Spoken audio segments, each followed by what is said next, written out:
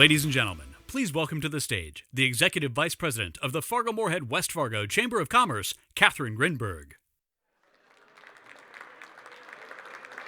Good morning. I love the energy in the room. I hate to stop that, but we're going to go ahead and get started because we have a full agenda. Good morning, everyone. I'm Catherine Grinberg, Executive Vice President here at the Chamber, and I am honored to kick off today's annual meeting with you all this morning. We're really excited for this event today. It is our first time hosting it in March. You might remember this used to be in October. We have now aligned it with our fiscal year, which is on the calendar year. So you'll recognize the same great energy and inspiring pieces of the event today, but also some intentional changes that we've made to the event. So the biggest change that we have is that our legacy leader will be moved to the awards, which is our newly reimagined Evening of Excellence that's coming up on May 7th. So we invite you to join us for that event where we'll be celebrating the businesses as well as honoring the people that make all of this work happen. So please join us for that event. That means that today is focused all on positioning for the future. So we're looking at what's ahead, 2026, and the business focus of that, positioning our region for what's next. So this morning you're going to hear from one of our amazing speakers that we brought in, Jeff Davidman, who will do a fireside chat with Shannon Full, our President and CEO. And you'll have the opportunity to directly ask questions, so start getting those ready to go. And as part of this event, we've added that element of a keynote speaker because we wanted to bring someone in from outside the region to share a different perspective with us. So he'll be sharing a little bit more on the broader landscape and kind of how Delta sees this market, what we're like in this region. So with the exciting development of the airport, it is a perfect fit, and we're very excited to welcome Jeff. So you'll get to hear a little bit from him shortly here. We will then close our time together with a panel focused on the Chamber in Motion. And we're going to highlight the small moments that create big impact in the way that engagement turns momentum for businesses and our region. And let me tell you, this is a dynamic panel here that we have put together, so get ready for that as well. I'll also invite you to flip through the annual report that is on your tables in front of you, or scan that QR code and find it online. This annual report that our team put together, first of all, it's beautiful. I have to give a shout out to our design team. It's got a lot about the progress that we made in 2025. And let me tell you, we have accomplished a lot in the last year, as a lot of you know. And this report just gives a high-level snapshot of some of the biggest successes that are driving momentum for the Chamber and our overall business community. The Chamber's mission is to be a catalyst for growth and prosperity by protecting businesses, inspiring individuals, cultivating communities, and influencing action. So inside this booklet, you will find momentum towards the mission in several areas. In the workforce front, with 576 individuals, that's 576 people right here in our community that were upskilled through the Good Jobs Challenge, with $2 million invested directly into training partners that are right here in our region. That's what we're celebrating, yes, please.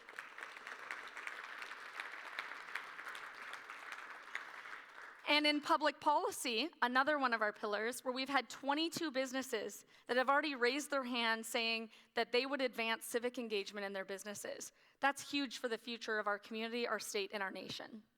And in business vitality, we've had 84 businesses celebrated with ribbon cuttings and plaque presentations, celebrating the momentum forward of the business community, with over 60 ambassadors, which are great champions for our business community that go out and celebrate alongside them. And in community engagement, with convenings and perspective share on large-scale community things like the convention center, the airport redevelopment, homelessness, big rock issues and opportunities in our community. So on behalf of our staff that you met coming through the doors today, we are very proud of this progress. But we also know that none of it happens without all of you that are in the room today. Your investment and your involvement are crucial to making all of this possible. So before we move forward and go on with the program, I'd like to recognize something that's central to who we are at the Chamber, and that is our community builders. This event continues the tradition of shining a spotlight on our community builders, who are the businesses and leaders who go above and beyond in their investment and engagement and really their belief in this overall region. Your work is what makes this possible. So when you flip to the back of the annual report on your tables, you'll find a full list of our community builders, and they'll also be scrolling on the screen today. If you represent one of these 68 companies that are community builders or visionary, would you please stand so that we can recognize you? Don't be shy. Please stand. Yes. More engineering, Midco, Excel, thank you.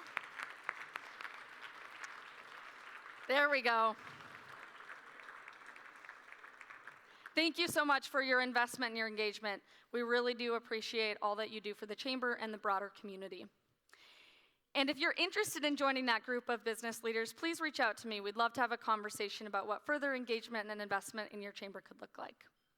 To all of our sponsors, thank you so much. Your continued partnership allows us to convene leaders, elevate important issues, and drive action.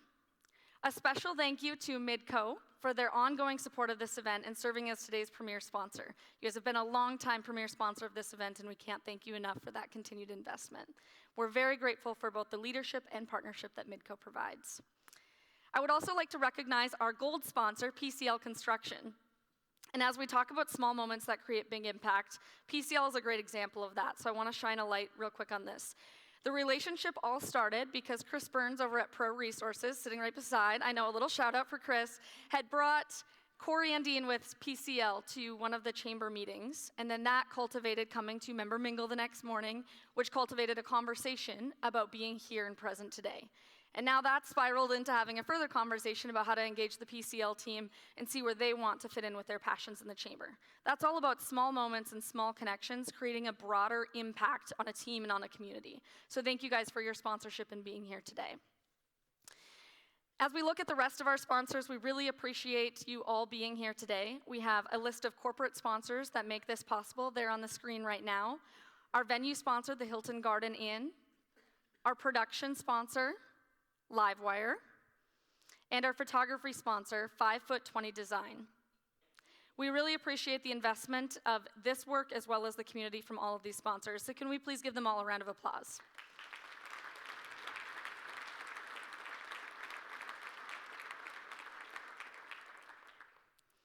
We couldn't do this work without all of our amazing sponsors. So now it is my privilege to welcome a dedicated leader who consistently shows up through sponsoring events like this, engaging in our policy work, providing leadership through Innovate 28, all the different things.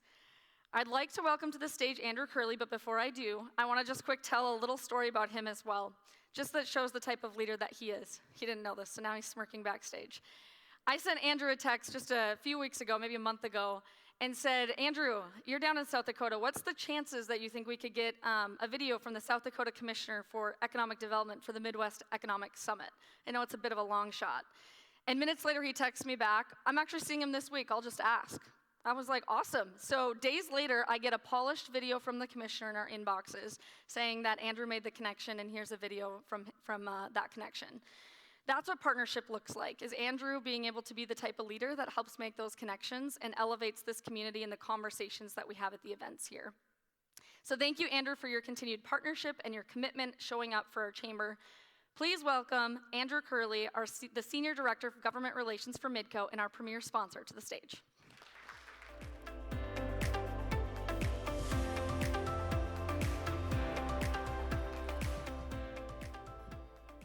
Good morning. On behalf of Midco, welcome to the Chamber's 2026 annual meeting.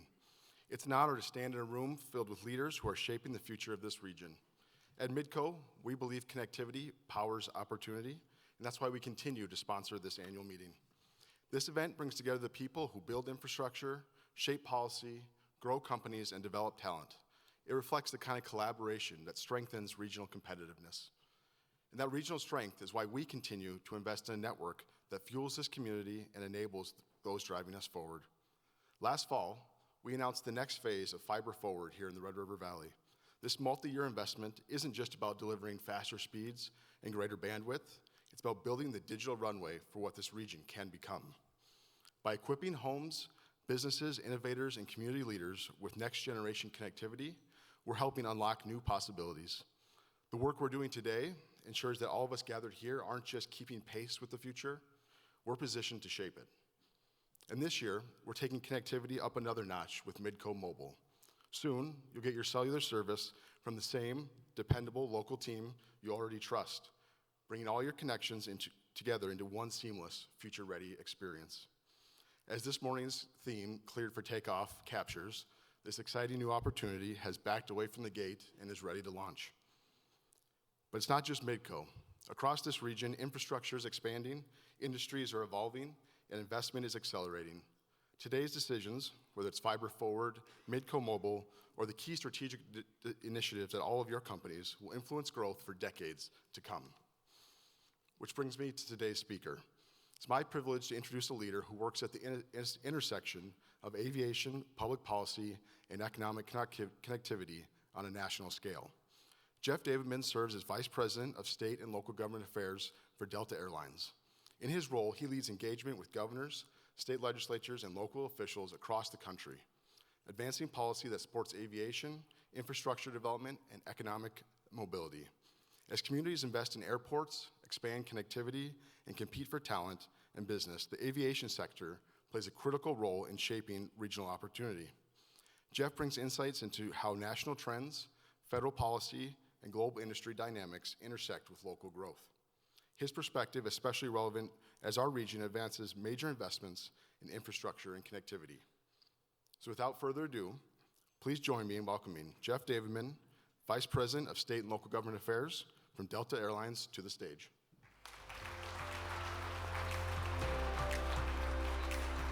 That's the nicest intro there, Jeff. All right. Good morning, everyone. All right, I hope the coffee is flowing. I heard that one of the pots is decaf and one is regular, so just beware, because that might slow your day down a little bit. So we are really excited to have you with us today, Jeff. So Jeff, see, look at all the buzz about the coffee pot. See, so we're really excited to have you with us today, Jeff. For those that don't know, I'm Shannon Full, the president of the chamber, and I've actually had the great pleasure of knowing Jeff for many, many years. Right. My previous chamber was in the Twin Cities, and so we were able to engage then, but it's really nice to have you here in our market. So maybe you can just start with a little bit of background on yourself and your role with Delta, and then we'll jump into some questions. Well, great, and good morning, everybody. It is just wonderful to be here today, and I have to tell you, I've already had a bucket list moment this morning. The fact that I'm on the screen and A-Rod is the next keynote speaker after me, I've taken pictures, I've sent it home, I've really made it. Finally, I've made it. So, and it's all here in our region. Just remember all that. Here in all the region. here in the Fargo region. It's just amazing. So it really is incredible to be here. I've been with Delta Airlines for 20 years. I'm actually a pre-merger Northwest Airlines person, and I have a former Northwest colleague in the audience today as well, which was great to see this morning. So I joined the airline in 2004 and working in government affairs. And at that time, I had a region that I would cover in the Midwest doing state and local work. And then in 2016, moved up to the vice president of the state and local government affairs team. And so I'm responsible for covering, and my team for covering all 50 states in the country, from governors, legislatures, mayors, city councils, airport authorities. You know, what I love about the job is all of our landlords, just like here in Fargo, are owned and operated by some unit of government in the U.S. They all look a little bit different. They're all structured a little bit different, but we all work with our government partners, and so it's a really great job to have. That's awesome, and I do think that's a great opportunity for us to say, again, thank you. We have so many elected leaders in the audience today, whether you are elected leader at the state level, the regional level, the local level. One of the things that Catherine mentioned is we are very passionate about getting new leaders, pragmatic business leaders that are forward-thinking, growth-minded into positions of office, whether that be appointed or elected. So to all of you that serve in that realm, thank you very much for your service. We really appreciate that. So let's dive into questions. Catherine mentioned if you have questions for Jeff and you want to get those up here, scan the QR code, continue to put those up there. We'll start. The conversation might be a little bit more engaging if you give me some of your questions as well. So we would love to see this. So Delta started as a crop dusting company 100 years ago.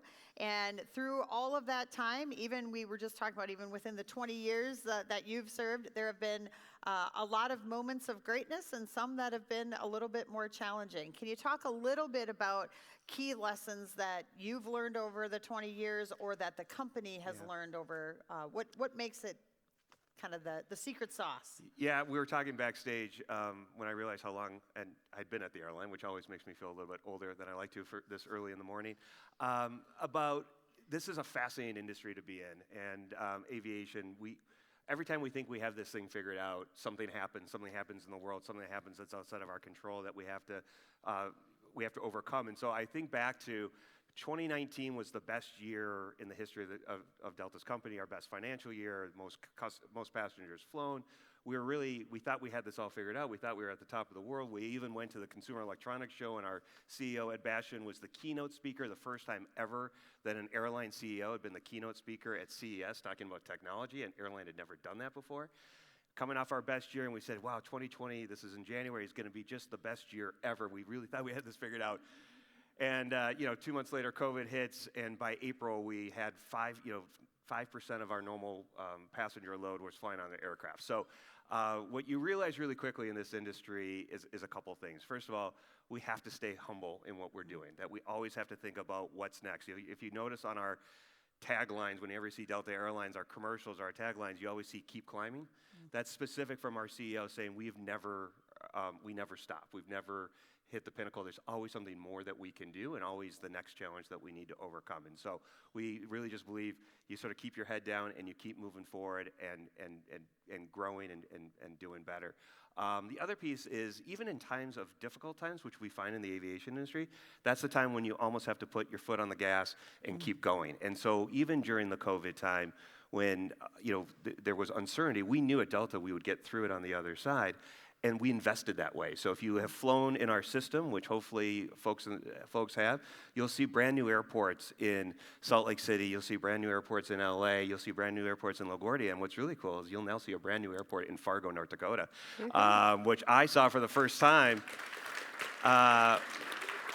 when I got off the plane yesterday and was just absolutely blown away. But I think those are a few lessons. There's going to be ups and downs, but we know in the down times, you got to just keep looking forward and figure out how you're going to come out on the other end and what opportunities that presents to you. And then in the really good times, you got to stay humble and just keep doing the work because you never know what's around the corner. That's great. So you talk a little bit about, we know how competitive the airline industry is. When you look at markets like ours, you just mentioned some of the larger markets, right? We're that mid-sized market. When airlines are looking, particularly Delta's looking at us as a community, what are you seeing? What are you looking for? What are we doing well? And then we'll talk a little bit about what we could do better. Well, I will tell you, just first of all, we are very proud to serve the Fargo market. Delta Airlines has been here for almost 100 years. We started in 1928, so we should think about somebody coming back in 2028 and doing some type of 100-year celebration for awesome. Delta and Fargo, because I know we'll be here and we'll be stronger than ever. And if you look at how we serve the market, we're always looking for opportunities here as well. So we've added a 6th flight to Minneapolis-St. Paul International for this summer. We've added Atlanta now to be year-round. And you should all know Sean is really good at his job, and he's already approached me and asked me about Salt Lake City this morning, and for that route as well. Very so nice. Just like us, where we always keep climbing, doesn't matter what we provide into the market, Sean will always be asking us for that next one. And he's doing his job, and he does it better than anybody else in the country. And I work with a lot of airport directors. But there's no question there's a ton of buzz going on about Fargo, right? So again, you get off the plane, and you see this brand new, incredible airport. I've heard a lot about a new convention center that's coming, which is going to obviously bring more business travelers and more tourism. I heard something about a football team that's moving up to Division I and moving into a new conference. That's all really exciting information for us to know. And so mid-sized markets like Fargo are extremely important for the Delta network. We're a hub and spoke carrier model. So when we were Northwest Airlines, we had 3 hubs. Delta has 9 hubs that we connect through, but it's really a connection hub and spoke market. So the ability to have a strong regional market like a Fargo to be able to connect into our hubs and then take you around the world. We serve Fargo to 258 destinations, one stop from here currently. So that's really important to help us, not just for Fargo, but to help our entire network. Great. I would be remiss if I didn't say, yes, I agree with Sean. We need a little more air service. So that was part of our ploy to get you here to really hold you down. Message delivered. I've I've already texted our head of network, Very good. Sean, so well done. You Very take good. the rest of the day off. You've done your job. So the room is filled, though, in all seriousness, with business leaders, community leaders, elected leaders. What can the community do to continue to support not just our airlines, but the future of how you look at this region? What is the responsibility this room has? Yeah, it's really helpful for you all to tell your story of what's going on in your community, and tell your story to Delta and to other airlines, but really to Delta. And you know, there's a lot of public data that airlines know about. So we know how many people are flying every single day from Fargo to, you name the destination, to New York, to Paris, to LA. That's all public data. It comes through the DOT, and we know that data. So we see it and we know it. So we already have that information. What we need to know is what we don't know yet. What's coming in the future? What is the exciting things that are going on in Fargo? What companies are looking to invest here, and where are they coming from? Or more importantly, where are their clients going to be, and therefore that's where they want to go? What is the new convention center coming to town, the university moving up in football? All that story helps us understand better what's going on in the market, and helps us start to think about, you know, where we're going to continue to grow as well. So the data is important, right? We're always going to be looking at data, but the business community can really help tell the story and tell us about what that future looks like. So not necessarily what today looks like, but what does 5 years look like? What does 10 years look like? Where are people looking to go? That helps us start thinking about it in that way. That's awesome. So maybe those are some of all the positive aspects. What are some of the challenges when you think about our market in particular, the Fargo market, a mid-sized market? How maybe some things we can change, maybe some things we can't, but are there challenges in particular that you think about when you think about our market? Well, you know, I heard it last night at our dinner, right? There's always going to be the challenge of the car, right? Are people going to jump in their car and drive instead of fly? And so that's something that a market always has to think about, and we're conscious of that as well. We want people to use Fargo Airport and get on the plane and fly on us versus getting in the car and driving. And so that's something that's always a challenge that we see in regional markets, and it's something that we're committed to wanting to work with you on to try and solve that. We would much rather somebody get on the plane and fill it from here as well. You know, overall, it's always making sure that we have enough, you know, the right aircraft to fly into the market. You know, it's really great when you look at Delta and what we fly here. We have the mainline aircraft. We fly 737-900s. It's one of the best aircraft in our fleet. We have brand new aircraft coming in with additional orders for the 737 MAX is coming in the next decade, and we've got some Airbuses coming as well. And then we have a really good regional product as well, which is the 175 and the 900 that's got the Wi-Fi on it as well. So, you know, we're well equipped at Delta to serve markets like Fargo because we have the right aircraft that allows us to serve it during different times. It has the ability from a mission standpoint to fly the distance. You can take the 175 to Atlanta, which is great when that aircraft becomes available. So I think for us, it's also just matching supply and demand. And so, you know, as the market continues to get more and more demand, we're going to put more supply into the market as well. That's awesome. Yeah, I think that's a really important part with that. Oftentimes, so, you know, I have two kids. When we look at cost, we're thinking, you know, what's the difference between the fare here and the fare in Minneapolis? But really to think of the total cost, right? That time, what it takes for you to travel in the car, parking, all of those aspects, right? Yeah, so I'll tell you a story. When I first started in this business, Orbitz and Expedia had just launched. And so for the first time ever, you could go on the website and you could put in that I wanted to go to Fargo to LA, and you know everything would come up, and you could decide how you wanted to fly. But everybody was so 100% focused on the price, right? They weren't looking at time of value. So would they do a one-stop or a two-stop? Well, if it was $10 cheaper, they would maybe do the two-stop. You know, if you're following with a family of 4 or 5, I get it, right? That adds up.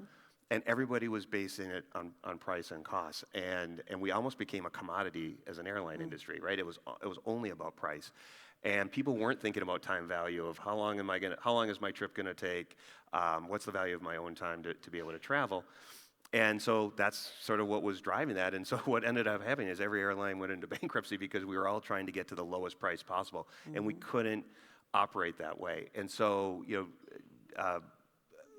As Delta came out, we really tried to change our value proposition. And we basically said, if we provide a premium product to our customers, if we can guarantee that you're going to get there on time more often with your bags, now with free Wi-Fi, with seatback entertainment, and better airports and concessions and travel experience throughout, would the customer want to choose that, even if it might cost a little bit more to do that? And what we have found is, yes, the customers are willing to do that. And that's been an interesting sort of transition in my journey in the airline of going from that we were viewed as a commodity to now we're viewed as a premium product that people are willing to pay maybe a little bit extra to have that better experience to save more time. So as you think about the future, I wanted to ask the question about, we talk about domestic travel, but there's a very big, with the global marketplace and how many people are traveling internationally, many more so even for leisure in addition to business, right? It still baffles me when I have a niece that is taking her gap year, so she's going to travel Europe for the year. I was like, gosh, why didn't I do that when I was, right? But talk a little bit about your global strategy as it relates to the other alliances with other airlines. Yeah, so our CEO is really fond of saying our future is global. If you look at the U.S. map, there's not many dots left on the map to find. Almost, every market is served. Yes, could you serve it more or differently? Yes, and we will always do that. I mean, the domestic's always going to be our bread and butter and really important. But when you think about the future and the growth, global is really is the future. And interestingly enough, a statistic I heard just recently is only 1 in 5, so only 20% of the people in the world have ever been on an airplane. 1 in 5. So 80% of the world has never stepped foot on an airplane. That's the future, right? That's the growth, is global. So at Delta, we really have a strategy of working with our joint venture partners around the world to help us fill those dots on the map. So you may know, like Northwest Airlines and Delta were the first ones to ever have a joint venture. It was with KLM, and now it's KLM Air France. And so if you look at our map, we have our partners are hubbed in Amsterdam, they're hubbed in Paris, they're hubbed in Mexico City with Aeromexico. We have LATAM now in South America. We have Korean Air, and so our new Asia hub is now in Seoul. And we're expanding into the Middle East as well. And so really what we do a lot of is, yes, we do Delta Metal, to fly you overseas, but a lot of our global connectivity is really through our alliance partners. So getting you to their hubs in an Amsterdam or a Paris or a London or a Mexico City or a Seoul, and then taking you farther around the globe from there. So it's really exciting, those partnerships that we're developing. They continue to grow and have been really successful. And what becomes important then for the customer is making sure your experience on Delta is the same experience you're going to have on one of our partners, because you as the customer are booking it on delta.com and you're just sort of seeing, I'm going to be on Delta all the way through. So it's making sure that becomes a consistent experience for the customer as they're traveling. That credibility, the reputation, that Delta lives up to. Yep. And so in order to serve all of those markets, you need workforce. Yep. So let's talk a little bit. Workforce is a really big focus of the chamber here. Talk a little bit about where you're seeing the most high demand. We hear a lot about pilots. We hear a lot about maintenance techs. Talk a little bit about where you're finding that talent and then what you see in this marketplace as to how that may help us. Yeah, absolutely. And I'm guessing that Delta is no different than any of the other business in this room today, which is trying to figure out where your talent's going to come in the future is the most important thing. And we can no longer just wait for them to graduate and find us. We have to go out and recruit, and you have to start earlier and earlier. So at Delta Airlines, we are actually getting into the middle schools in some of our communities to talk about the opportunities that are going to be there in aviation. And as they get older, everybody knows about the pilot, and it's a pretty cool, and a flight attendant, and it's interesting. There's a great statistic is that it's actually harder to get into Harvard than it is to become a Delta flight attendant. We have about a 2% acceptance rate every year because so many people want to come work for our company, which is a great problem to have. But how do we fill the rest of those jobs as well?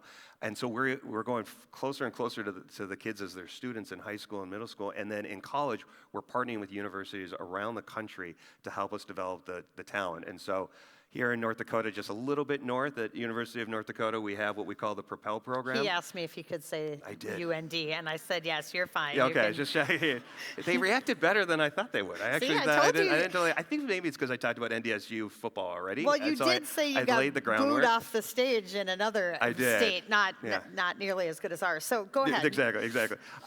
So we have a program called Propel. It's at University of North Dakota. It's also at Minnesota State Mankato, where we're interviewing and recruiting aviation students who are trained to be pilots as sophomores in college. We actually make them an offer to join the Propel program. That guarantees them a pathway to become a Delta pilot upon 5 years upon graduating. They'll graduate from the school. They'll either go to the regional airlines or the military or fly private, but when they have enough hours, then they know they have a pathway to get to Delta Airlines. So that has helped us on the pilot side. But a lesser known challenge is really in the aviation mechanic space. We did some research, and basically we have, I think it's close to like 1 million mechanics that are going to be needed worldwide in the next 20 years due to retirement. And we only have line of sight as an industry to about 60% of that. So we have to figure out how we're going to fill the other 40% because the plane's not going if the plane's not ready to go every morning. And so we are working with technical colleges around the country where we basically develop the curriculum, we hand it to the school, and we say, if you teach your students this, we are going to hire them as soon as they graduate. And that job at Delta Airlines is over 6 figures after 5 years, and they're not jobs, they become careers.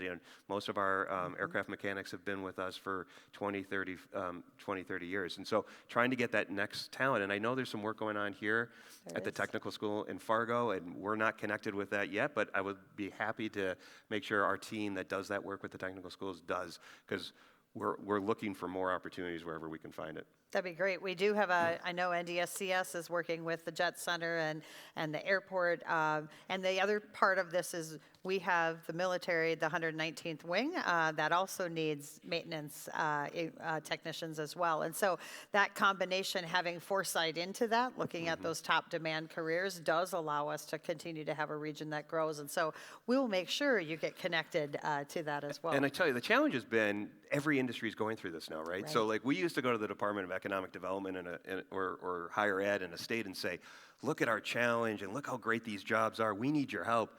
And they started to say, well, you were here today, but the nursing group was here yesterday and the trucking group was here the day before. Like we're all going through it together.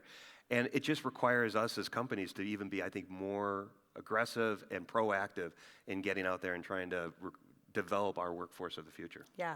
So as you look to the future, we'll shift gears a little bit. This is going to lead into a question from the audience, but also one that I know we're going to talk a lot about. Delta's got some pretty bold goals around sustainability, and so we'll maybe weave this question in with sustainable aviation fuel. But as a leader in agriculture, hoping for growth in our domestic corn market, how large do you believe the biofuels market could get? What should corn growers be preparing for now? Yeah, well, I love talking about this issue. Working on it a lot around the country. So, Delta Airlines and basically every airline in the world has made a commitment to try and get to net zero by 2050. And so at Delta, when you do that, you have to sort of first figure out what does your footprint look like today, and then how are you going to get where you're going to go. And because we don't have as much time to do it, I'll just tell you, like 98% of our footprint is what happens in the air. So we can electrify everything we want to do on the ground. That's great and that's important. There are no electric planes. The electric planes that you would be willing to fly on to head to Atlanta today is 75 to 80 years away. So we have to find a different solution. We truly believe as we look at it, there's different things we can do in the air, but 70% of that solution is sustainable aviation fuel. So sustainable aviation fuel is a biofuel that can be made from crops like corn and soy and cover crops and municipal solid waste, as somebody was talking to me about earlier today, and a number of different things. But all the feedstocks that you can make it from is found right here in the Midwest, right here out, within 20 miles of where we are sitting today. And we know it works. We actually use it on our aircraft today. You can take 50% sustainable aviation fuel and blend it with 50% jet. And our planes don't know the difference, and our engines don't know the difference. It's certified, it's safe. We can run it through all of our normal pipelines to get to the airports, to the fuel tanks, to the plane. It all works. The only problem is there's just not much of it, and what is there is really, really expensive. Right now, it's about anywhere between 3 to 5 times the amount of jet, because it's so expensive from an infrastructure standpoint to make the investments to make it. But the opportunities, if we can figure this out, is huge. So I'm just going to throw out some numbers for you.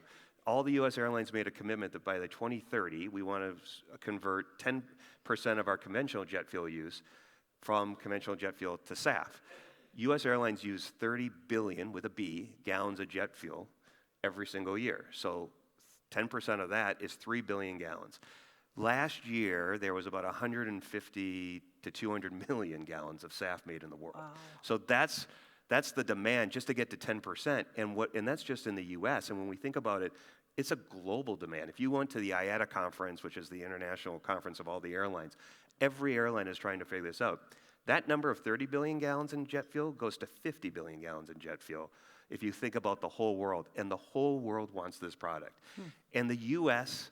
and the Midwest and the Fargo area should 100% lead in this, because we know how to grow the feedstocks that's needed. We have a history of making biofuels here.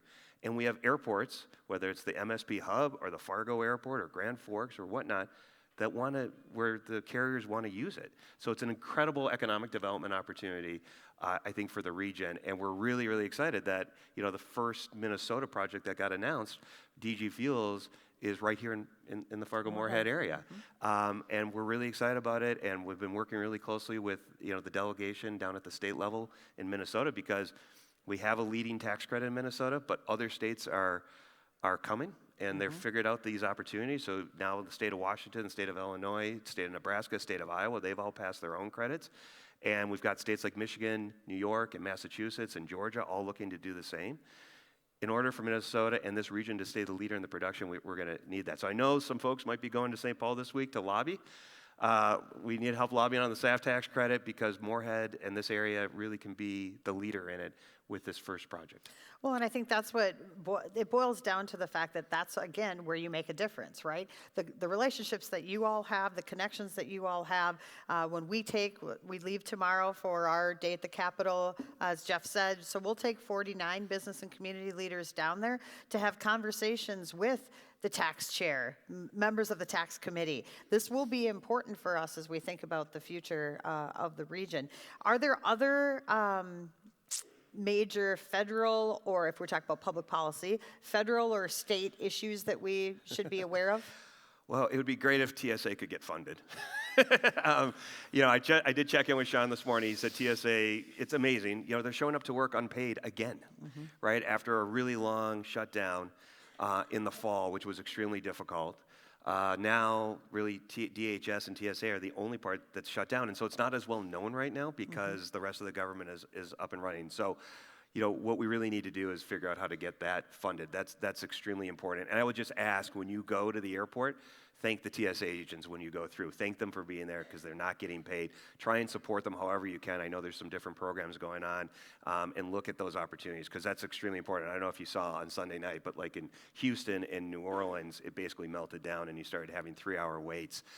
It's good news is that's not going on system-wide. I don't want to scare anybody, and it's definitely not happening here in Fargo, which is great. But that's number one, right? We have to get the DHS and the TSA funded again.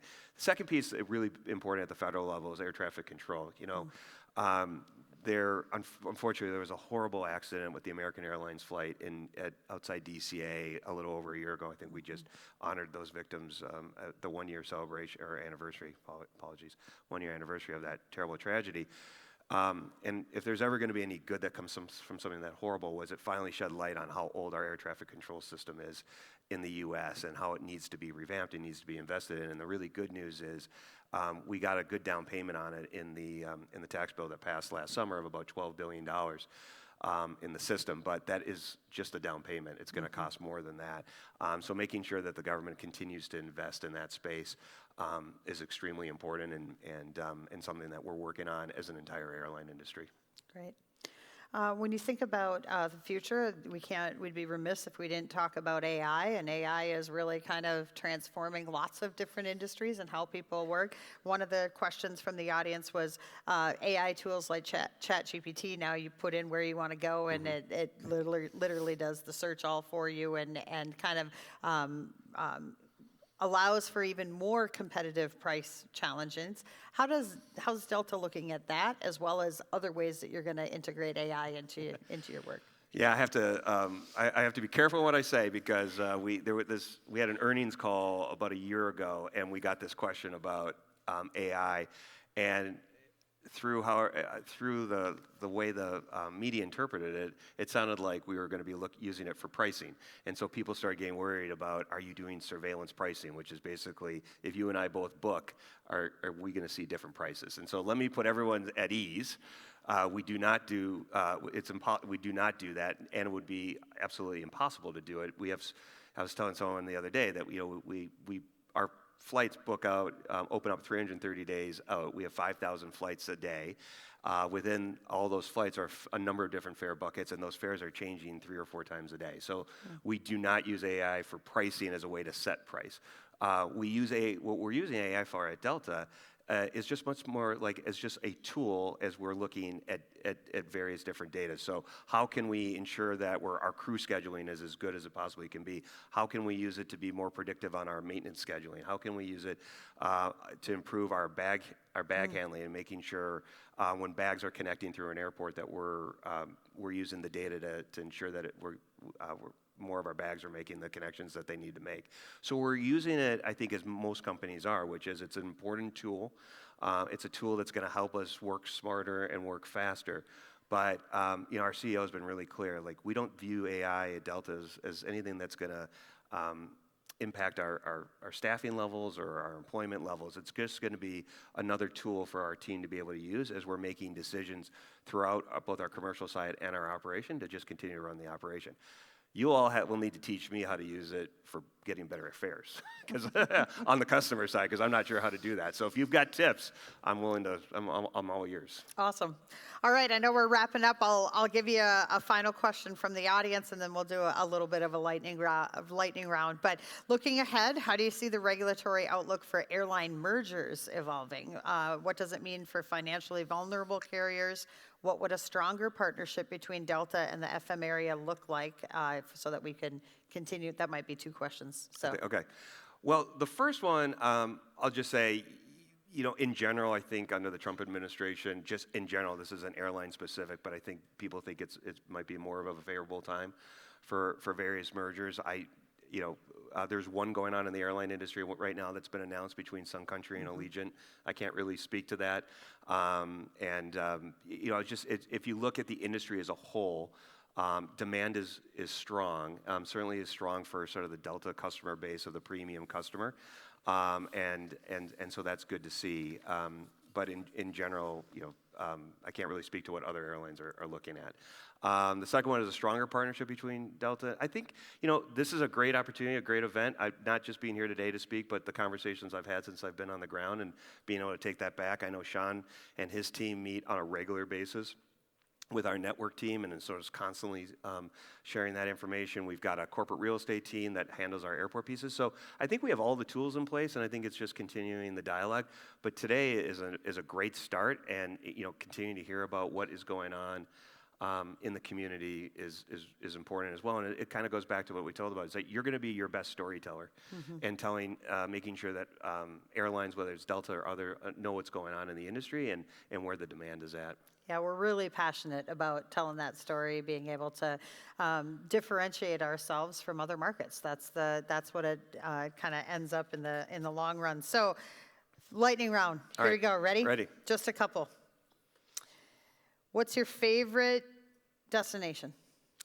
So the favorite one I've traveled to is New Zealand, Auckland. It's great. It's a route we put in about 2 years ago and just didn't totally know if it was going to work or not. It's been great. It's working. If you haven't been, I would just tell you, like, what it looks like in the movie Lord of the Rings, it holds up in real life. It's beautiful, and the people are awesome. So Auckland. What's your favorite Sky Club?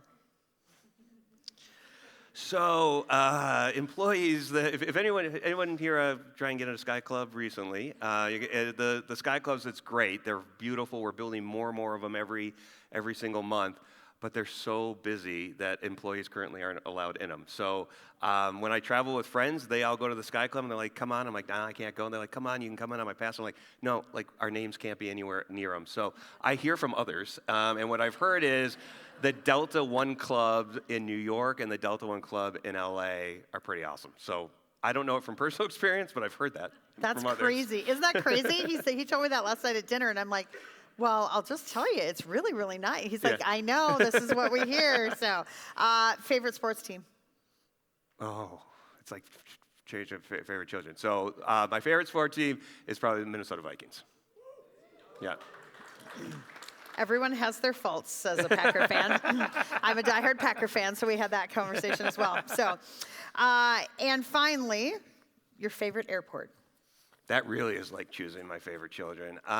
Should I help you? I think, normally I would say Minneapolis because that's where I'm home, but I flew into this awesome airport last night, and I'm flying it out today. I'm going to say Fargo. That's awesome. Yeah. That's awesome. All right. Please help me thank Jeff Davidman for being with us. Thank you so much. You're the best. Appreciate it.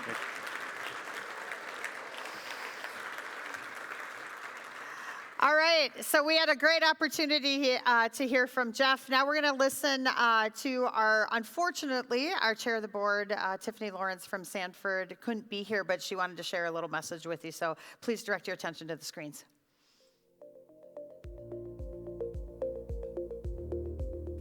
Hello, everyone. I'm Tiffany Lawrence, the President and CEO of Sanford Health Fargo and Chair of the Fargo-Moorhead-West Fargo Chamber Board of Directors. While I wish I could be there in person today, I didn't want to miss this chance to share a few reflections with you all. The annual meeting is always a meaningful moment for our community, a time to pause and recognize the progress we've made together and to set direction for where we're headed next. Right now, our region is at a pivotal moment. We're experiencing unprecedented growth and opportunity while also navigating significant pressures with workforce constraints, infrastructure expansion, and economic shifts. In times like this, alignment matters, coordination matters, a strong business leadership matters. That's exactly why the Chamber's long-term strategy is so important. It provides focus, direction, and a framework to guide our region forward with purpose.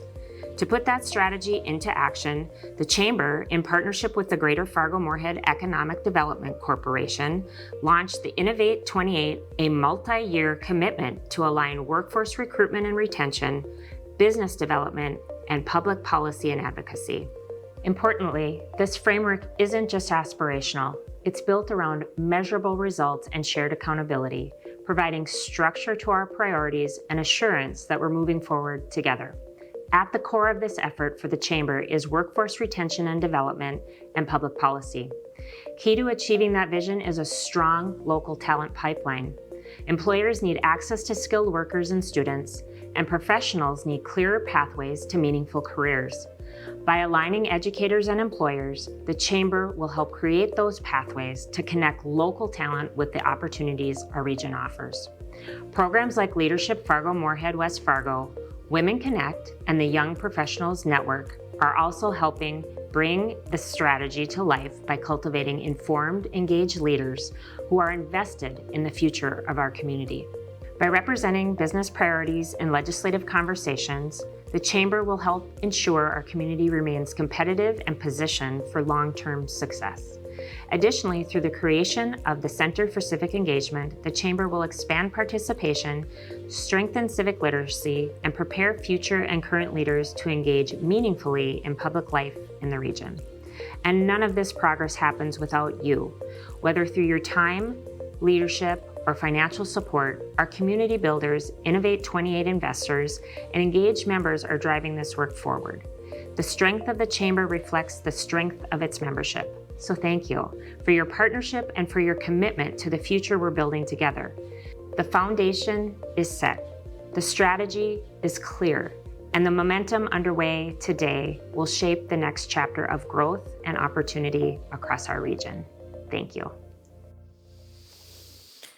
So we are really fortunate to have strong leadership like Tiffany chairing our board. I have numerous of my board members here today. So again, on behalf of the Chamber and our staff, thank you so much for your great service to this community and to the Chamber.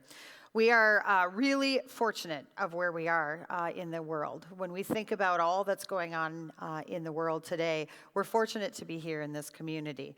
As we look forward to the future, we look forward with a lot of excitement. There is a lot of opportunity, but it all boils down to leadership. The leadership that's in this room today, where we're headed, and how we're going to build that in the future is really, really critical. So as we look to where we're going, we're looking at a few different things. First and foremost, we're looking at, do we have a shared community vision? This is a piece where Tiffany just mentioned in Jeff's remarks. He talked about having foresight. Delta's thinking about planning and where you're going. When we think about each and every one of your businesses, you're planning on what's on the horizon. We are looking at it from the Chamber's perspective as a community, what's on the horizon for this community. So when we have things that are all coming together, infrastructure, Jeff talked about infrastructure, connectivity, economic development, public policy. These are all critical pieces. And so we've got all of those kind of coming forward with us. We're seeing ourselves as a place to be. The biggest thing that I think Jeff said today, one of the greatest takeaways, is that oftentimes we don't tell our story. We're not vocal enough, we're too humble, we don't lean into the fact that we really need to talk about what this fabulous region has to offer and how we can compete in a global marketplace. So are we really positioned for this greatness into the future? So some of the things that we do know to be true that we have happening here, we've talked a little bit about this. We've got a new convention center, soon to happen, right? So 4 finalists, I will just tell you, sitting on that committee, there are some really spectacular options and opportunities with this. I don't know that we will go wrong with any of the choices, to be quite honest with you. And the reality of it is that we have a community that expects and wants growth. And so we're really excited about that. We see a diversion project that's almost complete. As I look around the room, I know leaders that have been tireless on their work on the diversion. So when we complete this diversion project in 2027, it will open up economic development opportunities. It will drive significant savings. I think the latest is about $5 million of flood insurance will go away for our residents, and they can use those dollars to continue to support their family and their livelihoods. So those 2 assets, then not to mention this tremendous airport expansion. I can't stress enough when we talk about flying local. Yes, it's great to support the airport, but you think about all of the employees. You think about how those dollars are multiplied within our community. And so we want to continue to drive new air service into the region, but also encourage others to fly out of the airport. A new announcement you saw, I know Rick Berg, chair of the Airport Authority, numerous other Airport Authority members are here. There will be an addition of a hotel to our airport. This allows for those that are coming in, you know, that 60 to 90 miles driving in for a flight to be able to stay the night before and then fly out seamlessly. So thank you again, Sean, and the tremendous leadership we have at our airport. It is one of the economic drivers that will continue to catapult us forward into the future. But all of this comes together to make what we call our quality of place. We talk a lot about quality of life. What does it mean to live here? What is it like to raise a family here? But we think about this as the quality of place. And then we think about what does this look like for us in the future and the vision of where we're going as a community. One of the things that Tiffany alluded to is the Chamber Board met back in June and really took an entire day to think about what does the future look like for not just the Chamber, what does the future look like for this region? And there were a few things that came out of this. The board really looked at how can we be a catalyst for not just growth, but alignment.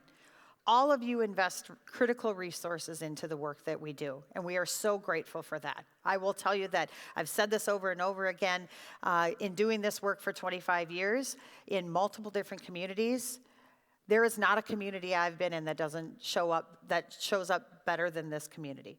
You show up with the way in which you show up for each other, but really the way in which you invest your dollars. And so we can't thank you enough for that.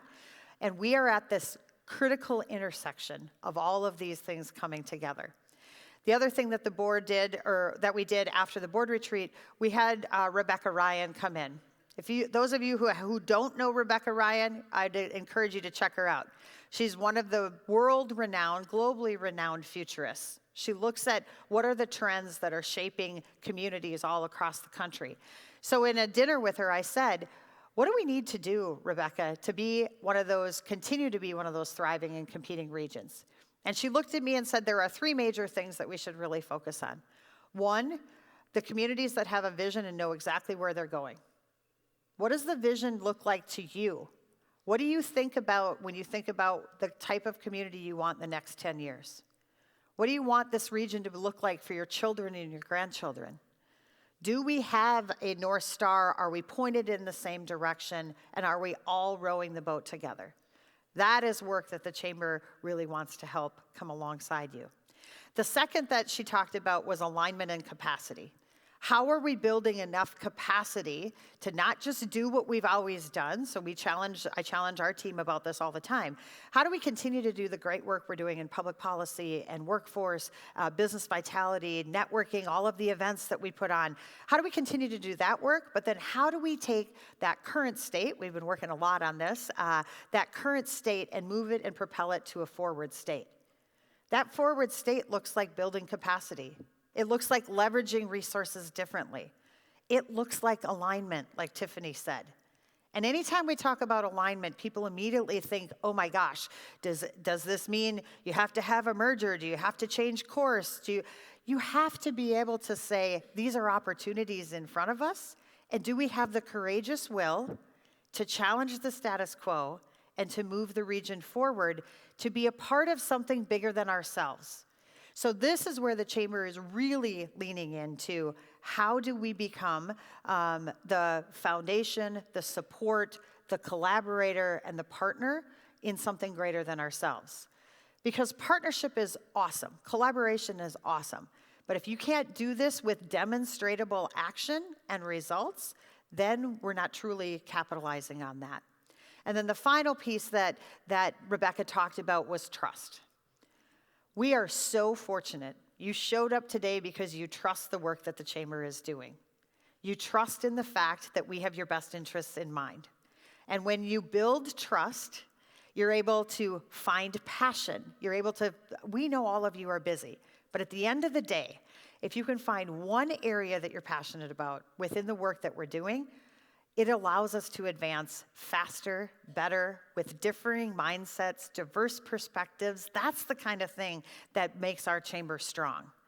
So when we think about all of that, it all boils down to leadership. It boils down to how do you want to show up with us, but also give us some feedback of where do you want the Chamber to go in the future.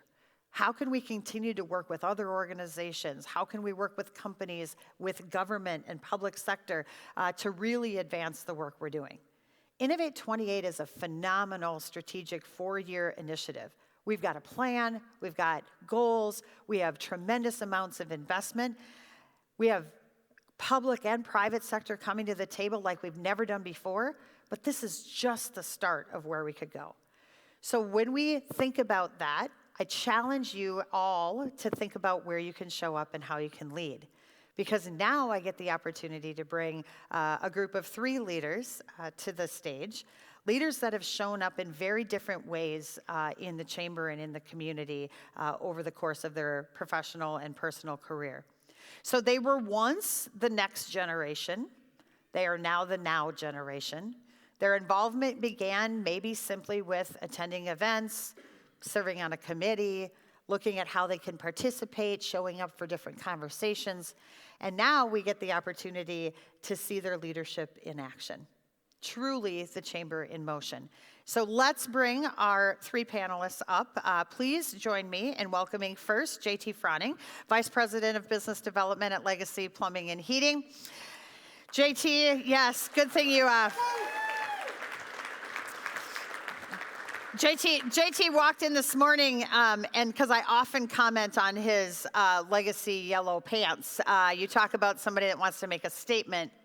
JT makes a statement, but started and has been part of our ambassadors, our icebreakers, leadership FMWF grad, now on the chamber board. Thank you for joining us. Next, our next guest, Kara Jorvig, founder and CEO of Allegro Group. Yes. So Kara, she's so funny. She says, we have a group now called the OGs because we once started the Young Professionals Network, the YPs, but now apparently we're way past that. So we're the OGs. So she's also very involved in Women Connect, numerous committees, serves on our chamber board as well, small business owner. And our final panelist is Levi Otis, Director of Government Affairs and Public Policy at Ellingson Companies. Levi chairs our agribusiness committee, serves in lots of different capacities around public policy, is an advocate for helping to shape the region, both at the state level and in federal conversations. So let's get going. We're excited. All right, team, we did a little prep with this, and I will tell you that this group is not short of words, so here we go. So each of you have shown up and shaped the chamber in different ways. When you think about that, it maybe started with networking, but maybe talk a little bit about your why. Why are you doing the work you're doing, not just with the chamber, but in the community? So JT.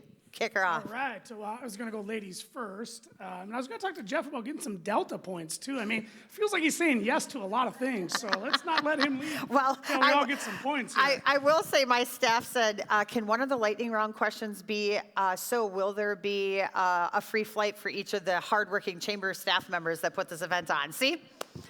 He'll make a call. There you go, team. He'll make a call. I think in the beginning when we joined the chamber, it really, truly, in my mind, was about the networking aspect. Until you started to lean in and have those bigger conversations, you start to see how big the landscape is of our region and our economy. And so, yeah, very much in the beginning, scratching the surface, it was networking. But the more I leaned in, Fargo, I'm born and bred here, love this community now more than ever. Fargo-Moorhead-West Fargo, we didn't happen by accident. This happened very intentionally because of the leadership that have gone before us, not only in the chamber, but in the business community. And so I think that impact has led us to where we are today, and I'm super excited about where we're going in the future. Awesome. Kara. Well, I was thinking back on when I first started with the chamber. I think it was like 2008.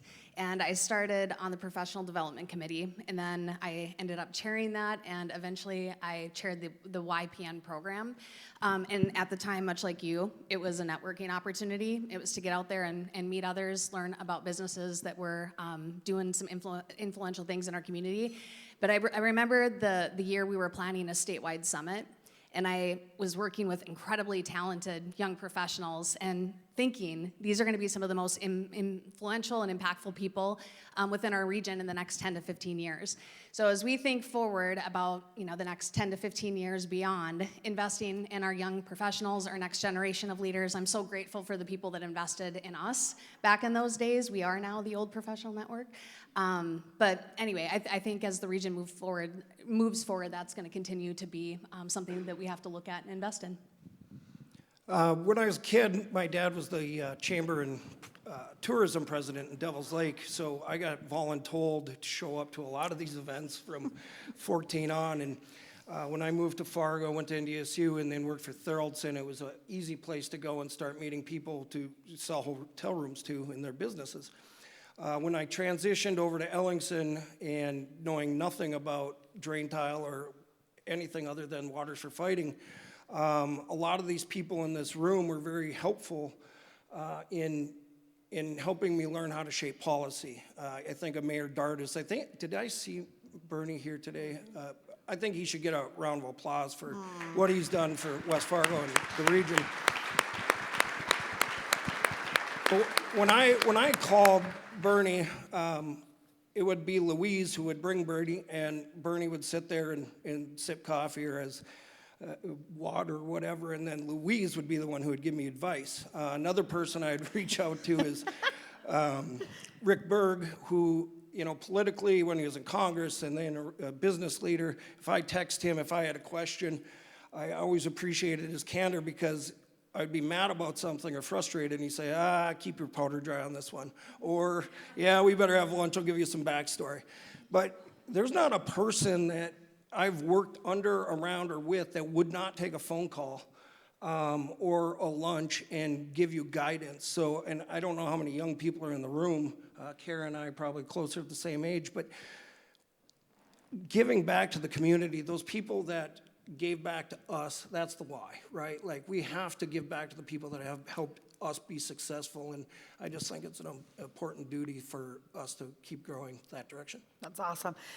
I agree. This is a community that has accessibility in spades, right? It doesn't matter if we've got senators here, we have leaders, congressional delegation when we go to DC.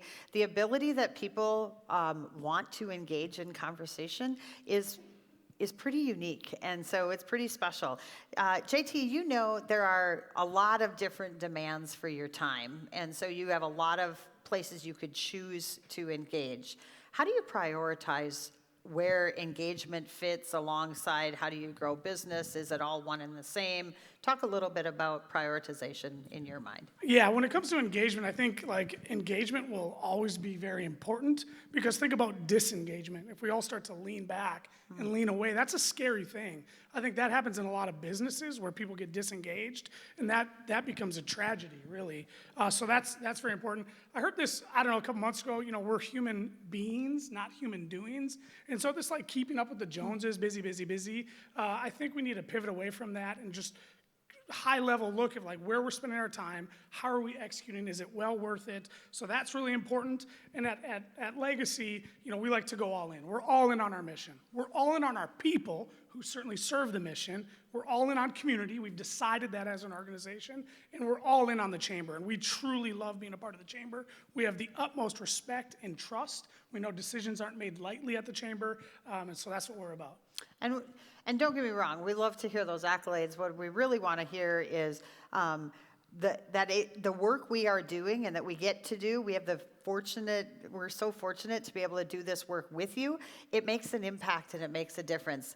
Levi, you are really engaged in the policy side of the work that we do. And so everything from East-West tour to both the days at the Capitol to the federal delegation when we go to DC.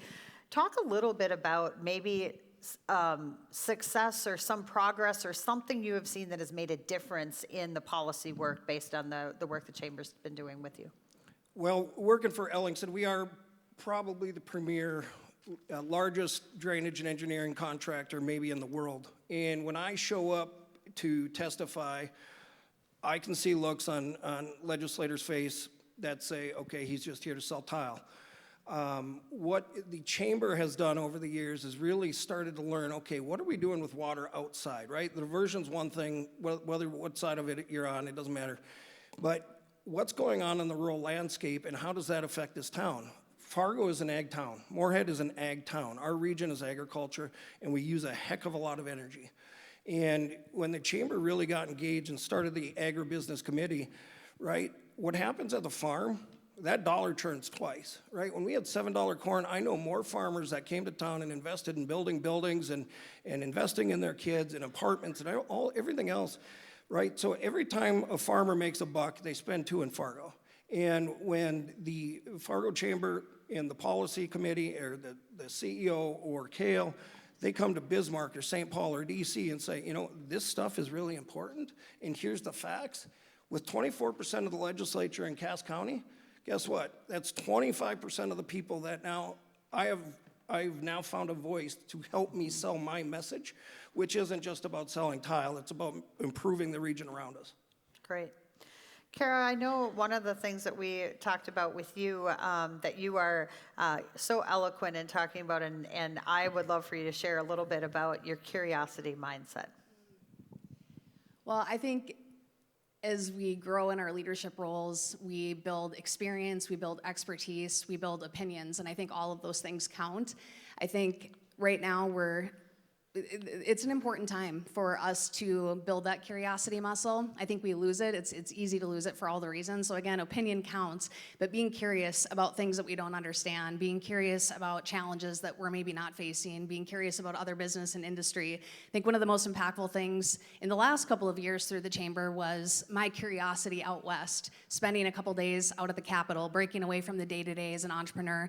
And it's so easy to become so consumed, or to your point, there's not a lack of things to participate or prioritize. We're all so busy. So for me to break my own pace and to go out west and to be curious at the Capitol and just ask questions and listen, it really was valuable to elevate perspective. So I hope that we can inspire each other to be more curious about one another, ask questions, listen, just hold space for different perspectives, because you can learn and we can learn so much together. And I think we're at an important time to do more of that. We're at an opportune time, and I think that's where our board of directors is leaning into that curiosity. I know we are trying as a team and a staff to lean into what could this be? The what if, right? That what if is a pretty powerful statement if you can put it in front of whatever you're thinking about.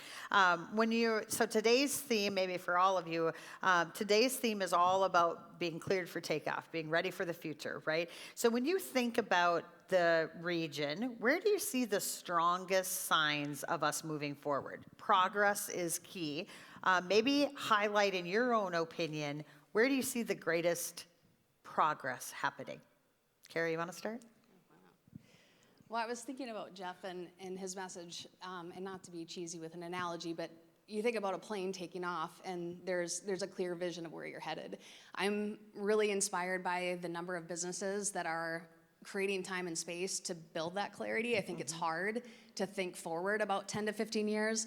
My daughter, who's 15, she came home this year with an exercise that was framed up by her school teacher, and she was so inspired by it, she actually was thinking through this on a Friday night, which I was really excited by as her mom. But the teacher had said, I want you to imagine a world of what it's going to be like in 2055. And so she and I had this conversation, and you think about the pace of change, and you think about how AI is disrupting things. It's really hard to cast that vision, to think about 3 to 5 years, let alone 10, 15, or 2055. But I'm inspired by businesses that continue to do that, build that clarity, spend time on strategy, continuing to invest in culture and the people, both the leaders that are here, but also the young professionals. I think we have a lot of businesses that are investing in that right now, and that's key. It's critical. Love it. Strongest signs of progress, JT. I love leaders. I don't love managers. And so I see the community rising up, and like the leaders that are coming before us. Leaders are very selfless. What can I do for you today?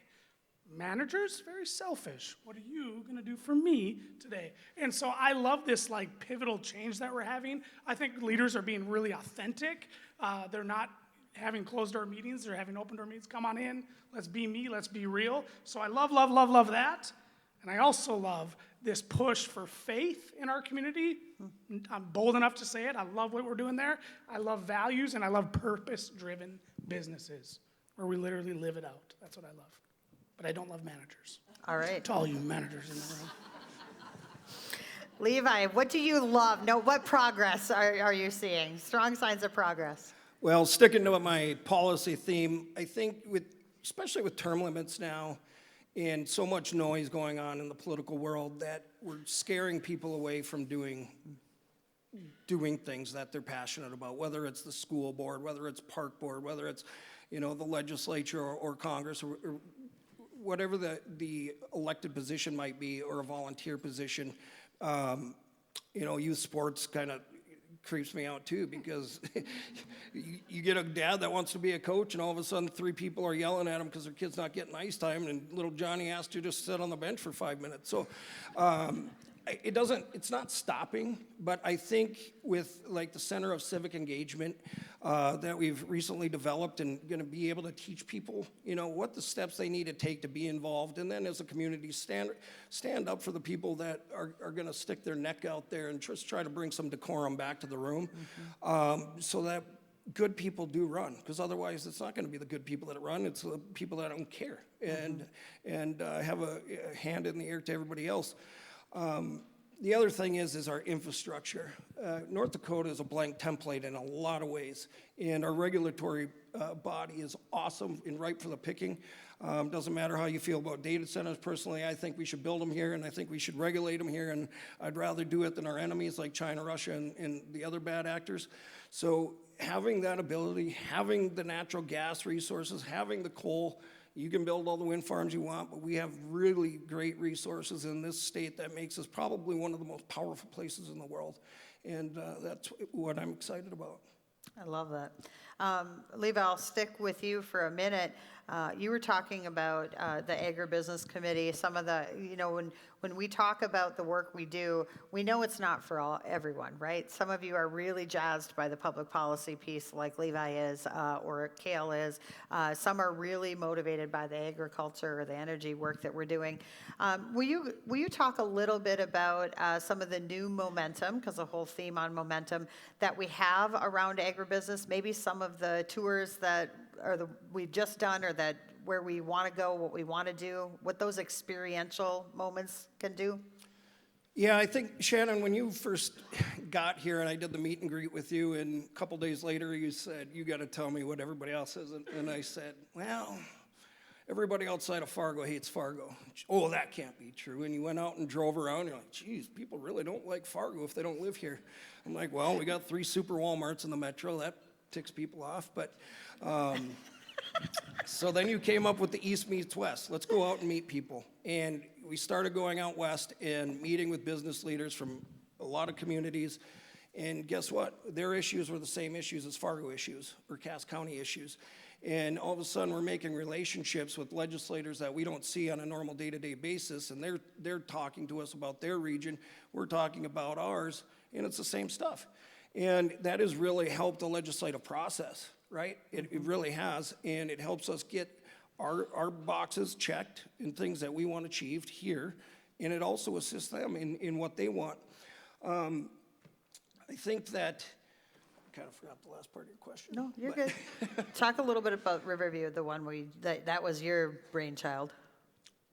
Riverview. Oh, Riverview, yeah. So last fall, right before Thanksgiving, Riverview Dairy, because sometimes Minnesota is our best economic driver here in North Dakota, chase a lot of businesses across the Red River. I apologize. Levi, we are a region. Oh, yeah, I know. We are Minnesota and North Dakota together. All See, right. you can't. I'm going to take a hit you for can't. that one. So the reality is the dairies came over to North Dakota, and then the news happened, and then people freak out, and it's like, okay, what about water quality? What about energy? All these things. Well, let's go look at them, right? So then when we talked about going to do a Riverview Dairy tour, at first it was the ag people, and I said, let's open it up. Let's get the people that aren't Aggies, and let's go check it out. And we had, 60 people on a bus. It was phenomenal.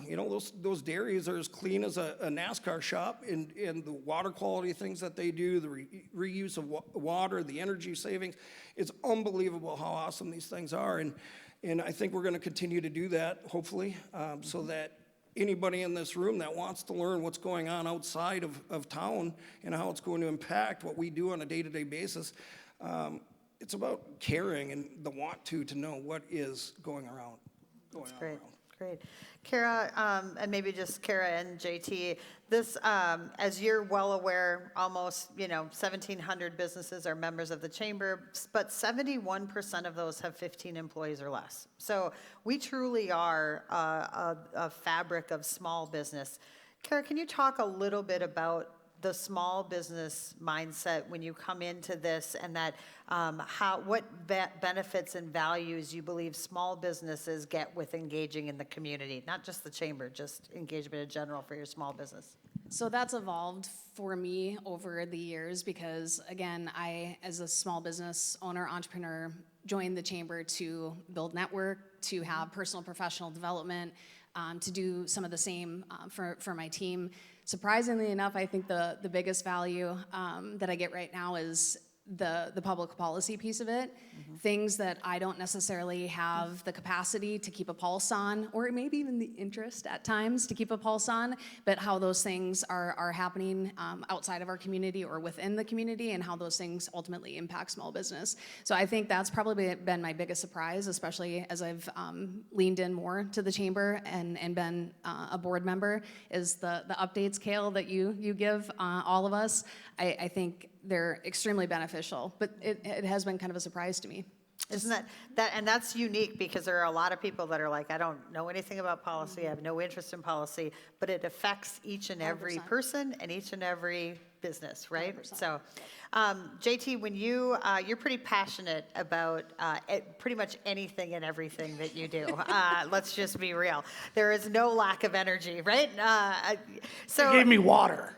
More coffee for this guy. So talk about, for those leaders that are maybe a little more introverted, that are a little bit more reserved, what do you think, what advice would you give for them about where they can engage, how they can engage? So often we hear that, right? I get asked all the time. I get one of two things. I laugh because I say either I feel like a priest. I'm so sorry, I feel like it's confession. I'm so sorry I haven't been to a chamber event lately. I'm so sorry I haven't been to a committee. Or it is the opposite. How can I get more involved? Talk a little bit about those opportunities and how you find them, or That went a lot of ways, but I'm going to navigate. I'm going to take off. I was going to make his election to run for office until you pulled that fastball on us. But I think introvert, extrovert, be you, be yourself. Own whatever that identity is, like a rite of passage. Like, you don't have to fake it till you make it. Just be you. I mean, I'm wearing yellow pants to this event right now, so I'm going to just be me. I'm going to be on brand. And so I think coming to an event like today, what if you could just set one meeting with that one person that you've been meaning to ask to go to coffee or do lunch or do whatever? What if you and that could be more of that introvert, just say, hey, make that ask. And I would challenge the leadership in the room, that the OGs, I'm going to be in that one day, in the room, ask, be bold enough to take that lunch, take that meeting. It's time for us to pass knowledge and pass wisdom. So introvert, extrovert, be you, show up. I mean, that's 90% of it. Just show up and be yourself, lean in, and then build real relationships. And that's where that curiosity comes in. Don't be building these transactional relationships oh, what are you going to do for me? Let's build relationships, because I believe at the end of this beautiful life, at the end of the runway, you'll reflect on life. And if you did right by people, job well done. Job well done. love it. So, Kara, you've been connected with the Chamber for a long time. Now you talk about the YPN leadership to the board. How has your perspective changed over the course of your involvement and engagement? You're throwing these new questions at us. It's good. How has your perspective on leadership changed? How is my it's grown, it's evolved, and I think it's come through curiosity. I want to continue to pursue just being a student in life, of business, of leadership, of our community, our region. And so I think my perspective has shifted, it's grown, it's evolved just based on the people that I've met, my different seasons of life, how I've grown over the last 10 years as an entrepreneur. And like I said, when I started the Chamber, I had intentions of, when you go to business after hours and, build the network. And again, it all started with personal, professional goals. Today, I think the Chamber is doing so much more than we even realize. And so that has definitely shifted, evolved my perspective in that way. So I would encourage people to be curious about what the Chamber is really doing, because I think there's still that brand of business after hours or YPN or Women Connect. There's so much more. The East-West Fly-In last year was incredible. The panels out there listening to ranchers, and it's just, I don't know, there's just a lot more to it than what people know. But you have to lean into it. You have to be curious. You have to show up. Mm-hmm. Yeah, the curiosity piece is big. I think the other part that I would encourage is challenge us, right? We're not trying to, the leaders, the many that are engaged aren't trying to say we've got the clear path forward, right? But we're really willing to have the courage to at least attempt it, and so then challenge it, ask the why. So when you think of this region, each of you now, What is the single most, if you only had to choose one, what is the single most challenge we are facing in this community, in this region? Who wants to start? Because this also wasn't on their prep sheet. This is why they don't like it when I get to just go free. The single most challenge if you had to choose one. Okay, fine. Where were you going to go? Well, it probably it's like a challenge, but it's also an opportunity. And I mean, we're just going to have to navigate that. But it has to be, in my little brain, AI. Like, I think it's very much and very quickly changing people's brand identity. They're going there very quick. I'm all about like using the tool for the first 20% or the last 20%. I wouldn't use it for the whole thing. And I think I've seen some brands get lost in the shuffle of ChatGPT, and it's kind of changing who they are when I think about the business and the branding and the go-to-market. Yeah, we talk a lot about that, right? How are you still showing up authentically, where you are AI enabled and not AI created, right? And that's a big deal. Kara. I think our opportunity is collaboration and more coordination. I think there can be at times competing interests and priorities, and there's not the alignment that there could be. And I think we're going to be forced in some ways to work together differently than we have in the past. So when I talk about where I was at with the chamber when I started versus where we're at right now, or even where the chamber was at 10 years ago versus where the chamber's at today, it's completely different. And that's the part that I'm trying to articulate, like inspire the curiosity behind how we're different. But who is the chamber today? And who's doing what? Who owns what? How do we strengthen that alignment, those priorities, and actually work together in better collaboration and coordination? And that doesn't just happen. That happens, I think, through leadership, and we're going to need more leaders to step up to engage in that way. I think it's a huge challenge, but I think it's also a growth opportunity for us. Hard work takes a lot of commitment. All right, Levi, greatest challenge. Well, I'm going to try to make up for my Minnesota comment here, but the Minnesota State Hockey was last weekend, and it's one of the greatest sporting events maybe ever. And I don't know one person from North Dakota that's affiliated with hockey that wasn't cheering for War Road or Moorhead. And Moorhead brought it home, War Road brought it home, and that's our region. Most of our businesses do business on both sides of the river, and it's easier to do it over here. And I think the biggest challenge is that we want to do business in Minnesota. We want our employees in Minnesota to have generational wealth and grow, right? And the getting those regulatory processes a little more aligned across the river so we have more consistency, right? We talk about consistency in agriculture all the time. That's what I think our biggest challenge is going to be for as far as the business community is just trying to navigate easy, difficult. Right? Great. All right, we're wrapping up in time. Last question. This will dovetail really nicely to the challenge piece of it. But when you think about courageous will, that making the hard decisions, doing the tough things, if you were to say the one thing that you would encourage people to have courage about going forward, what would it be? Kara. One thing for people to be courageous about moving forward after today, I would challenge everybody to walk up to someone you don't know here and introduce yourself. I think we are living in a world where we're fighting against human connection. And I think we're meant to live with better human connection than what we are. I think about this with my kids all the time that are scrolling on social media and on their phones all the time. So these opportunities to come together as a region, as a business community, as an industry, however you look at who's in the room, I think make a connection, make an introduction. That's uncomfortable for a lot of people because we're not doing it the way that maybe we used to or the way that we should. So that would be my thing, is be courageous today. And before you leave and rush back to the autopilot and the to-do list, say hi to somebody and meet somebody new and make a connection. Great. Levi. I'm going to tee off on that also. I think there's probably somebody at your table or a table near you that you've been asking to meet for coffee, lunch, or a 4 o'clock meeting. It's usually when my meetings are. Levi's favorite forward. I would say that reach out to them. send them a text, send them an email, or tap them on the shoulder like Kara said and say, let's grab lunch, and then follow up and do it. I think you're gonna open opportunities for yourself and that person to get to know each other, and it just makes life a heck of a lot easier when you build those connections and friendships. Love it. Everybody's inbox just got fuller, so you're welcome. I heard this the other day. It was, don't sacrifice future possibility at the price of the present opportunity. And I think right here, right now, whatever season you're in, beginning, middle, end, just enjoy the ride. Like right here, right now, be present. Lean in. We've been cleared for takeoff. Let's go! All right. Well, that's a very good way to finish this off. Thank you to our panelists. Thank you. So just a couple final parting words.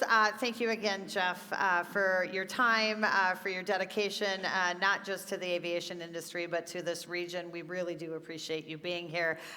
These perspectives allow us to think differently about where we're headed. So now we're connecting leadership, but we're also making a huge impact in the region, and it's activated through engagement. So continue to find a space to engage with us. Where we've got a lot of great people working hard to advance the region, and so we're grateful for the opportunity. We're really excited about the opportunity in the future. So as we just look forward to walking alongside you. I know we've got a couple things coming up that I want to reference. The annual report that was on your table. Please take the time to look at that. Reach out to our team where you can explore where else you want to engage with us. Then when we think about our team, I'll just give a moment also to thank our tremendous team. So that you'll see most of them standing in the back of the room. I will just tell you, in 25 years of doing this work, I've never worked with a more professional, passionate, dedicated team. It gets me a little choked up because they can choose to work anywhere, and they choose to work alongside you for the mission of the work that we're trying to accomplish. So thank you so much to our team. I highly encourage you to join us for the upcoming awards event, as Catherine mentioned. Our legacy leader, this is kind of the pinnacle, so we'll do our Business of the Year awards. We have some Rising Star awards. We've got some new Distinguished Leader awards, but the pinnacle of all of this is our legacy leader, where we recognize somebody that has put in countless years and hours of work to support this community. And those of you that know Marilyn Guy is our legacy leader for this year, and she really exemplifies everything leadership. So join us for that evening of excellence. It's actually going to be a celebration of business, truly a celebration, live music, cocktails, Levi, cocktails, and a lot of opportunity to have fun. Bring your spouses, bring your colleagues, even bring your enemies. We don't really care, right? But at the end of the day, we've talked a lot about momentum here, leadership, what it takes for the region to move forward. So in aviation, we'll tie it all back together. We'll land the plane, JT. Takeoff only happens when a system is working together. The aircraft, the runway, the crew, and the conditions around it. The same is true for our community. Progress doesn't happen because of one organization or one leader. It doesn't happen it only happens when businesses, leaders, and partners choose to move in the same direction. When they choose to move in the same direction. So have the courage, join us. It's what makes this region special, and it's why we all stay so committed to the work we're doing. I hope you have a very great, very fabulous day. Thank you again for joining us. To all of our sponsors, all of you out there, keep showing up. It's what makes our community what it is. Have a great day, everyone.